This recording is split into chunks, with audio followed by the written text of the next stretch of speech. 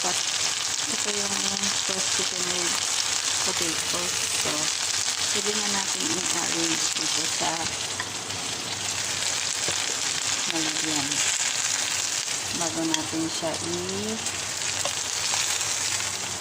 fry. So, may lasa na yan. Kasi, nasote na siya dyan sa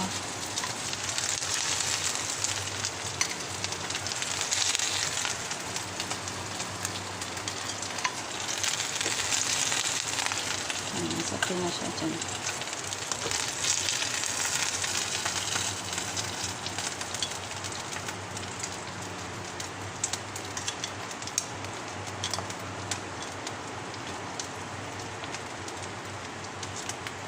Tapos dagdag na lang natin yung potatoes. Kapag nag-roast ka ng kasamang ganito, guys, pag sunog na ang potatoes, itabi nyo na lang. Tapos ibalik bago i-serve. Baga pag balik. So, ilagay natin ang kunting oil. Kasi pampa-flavor din yan. Hindi ako gagamit ng oven kasi kahit bake ito. Sobrang laki ng oven, guys. Pang ano yan, pampamilya. Yan, sobrang laki. Kaya sayang ang gasol. Mahal ang gasol ngayon. So, dito natin siya i-roast sa air fryer. Kasi ang mga air fryer ngayon, hindi lang air fry. Kompleto na yan ng kompleto na siya ng gamit.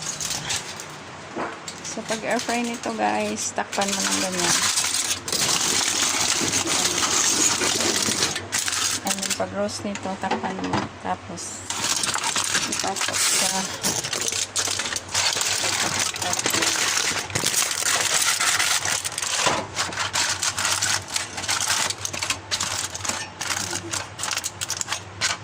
tapos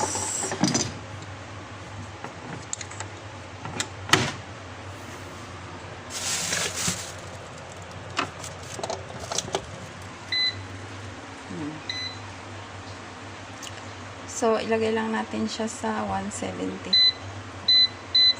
165 na lang for 15 minutes, and then after 15 minutes kapag iserve na, tanggalin natin ang halimbawa 15 minutes tapos na, tanggalin na ang foil,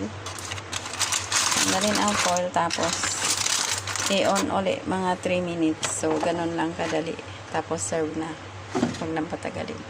So that's it, guys. Thank you so much for watching.